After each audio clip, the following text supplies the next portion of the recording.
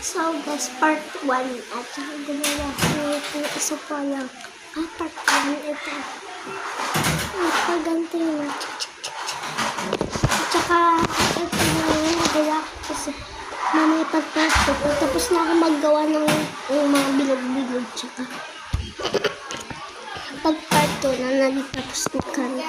Tapos na ako nun. Pag part 3, part 4, tsaka hanggang 10 lang. Kasi ito pa lang kaya matutuloy ko to. Hintay ko pa mga ibaba dito patapos. Kaya ito di siya nababasa. Ito kasi nilagyan na siya ng tape. Ito siya. Ito. Kaya bye-bye. Bye! Goodbye my guys. Mag-like kayo